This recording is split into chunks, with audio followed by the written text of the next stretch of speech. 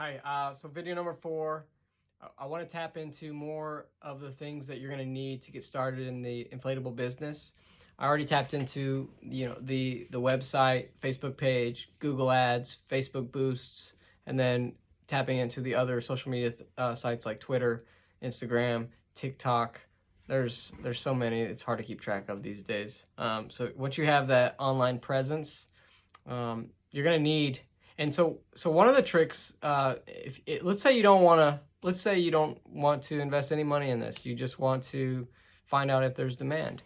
So one of the cool things that I learned about today, whenever I was watching some real estate videos, is a woman. She was talking about how she finds out about what type of rental prices she can get off of a flip if she's doing a BRRRR strategy in real estate, which is, let's not get into that. Essentially, all she does is she posts a house for rent before she's bought it, before she's renovated it, before she's done anything. So this is something you can do. You can create a website. You can put up pictures of bounce houses before you even purchase them, and you can put a price on them to see if people want to rent them. You can make them call you. You can do all this before you buy and spend any money, and just say, and you don't have to, all you have to say is when they call you and they want to rent a bounce house, is say which one you're interested in and say, I'm sorry, it's not available, and then refer them to a company that's in your area. And you're gonna build a relationship with the company in your area when you're referring them to them. So you don't have to put up any money to find out if there's demand in your area, is what I'm trying to say. But let's move past that. Let's say that you do have demand and you're ready to get started. Now you just gotta figure out how. Okay, so you're gonna need an inflatable.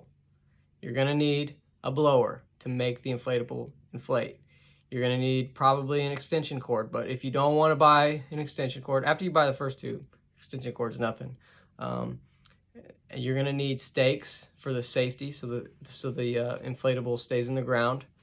You're going to need to get insurance. You're going to need to get the inflatable inspected with the state. You're going to need to create a business. So those are just a number of things that you're going to need to do. Let's first start with an inflatable, okay? How much does an inflatable cost? So if you're going to get a bounce house and you bought it brand new, you shouldn't spend more than $1,200 on a bounce house, brand new, okay? Shouldn't do it. If you're spending more than $1,200 on a bounce house, it's either a really, really, really big bounce house or it's an overpriced bounce house. There are a number of places you can go to get a bounce house. You can try them used. I don't recommend buying used unless you can see it blown up beforehand. Other than that, you can go to sites like Gorilla Bounce. You can buy them from me. I have used inflatables that we basically only use them for 1 to 2 years and then sell them right away before they get messed up, before they're, we resell them after 2 years, because I find them, I go directly and get a manufacturer specifically for me. Okay, that's the honest truth. I get them made for me, and then I sell them before they depreciate, and so they're going to be in pristine condition in most cases. And if they're not in pristine condition, then the price that I'm selling for them for is going to reflect that. I'm really always giving a great deal on inflatables when I resell them after I use them, because I've already made my money from them. But you can go to other sites like Gorilla Bounce, go to China. I definitely recommend going direct to China. That's essentially what I do. So you're gonna need an inflatable, and so there's different seasons, right? You're gonna be renting out inflatables from, you can rent them out all year, don't get me wrong, but your busy seasons are gonna be your hot months, okay? And you don't want to rely on your cold months because the demand is obviously lower. But during the hot months, they're going out like crazy, and they're mostly water units.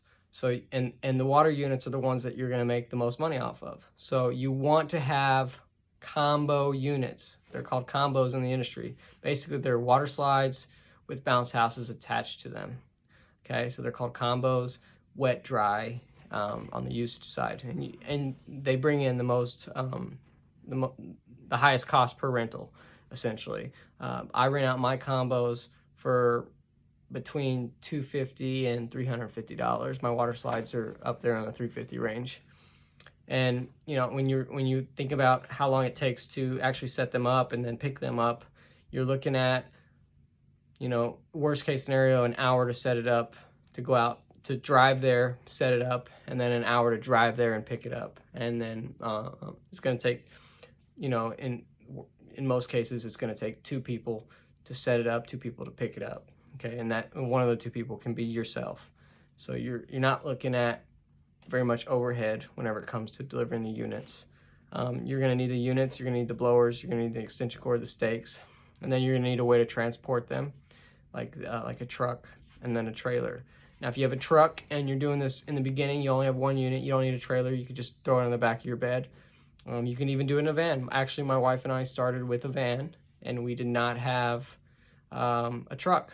Well, technically we did have a truck because we bought a company out after we bought our first 3 units, but I was delivering the first 3 units with my van, with my wife and I, or my wife's van, technically. But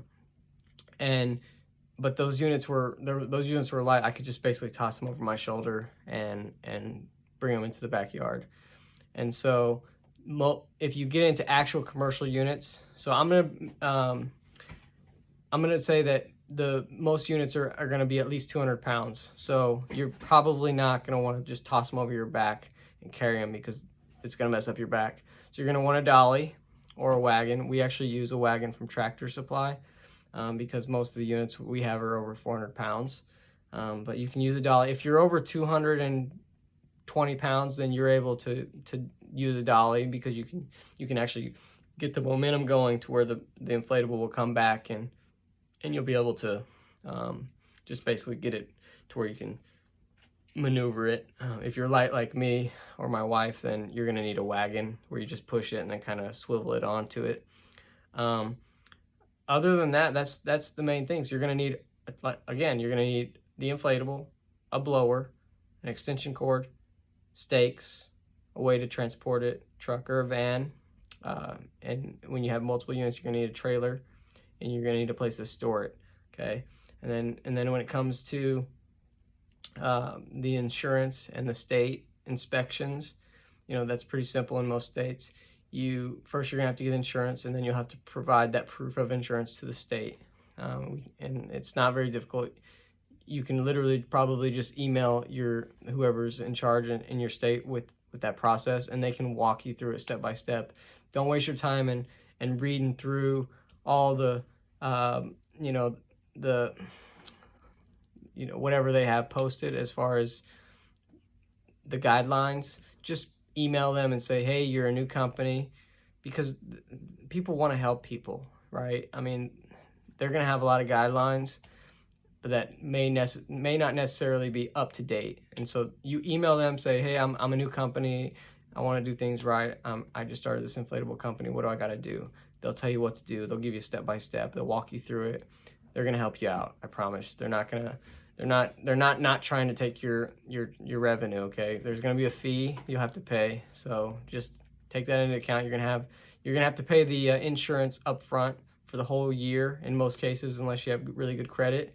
But just keep that in mind. So it's probably gonna be $1,500 for the insurance. But here's the thing. With insurance, and here's a tip.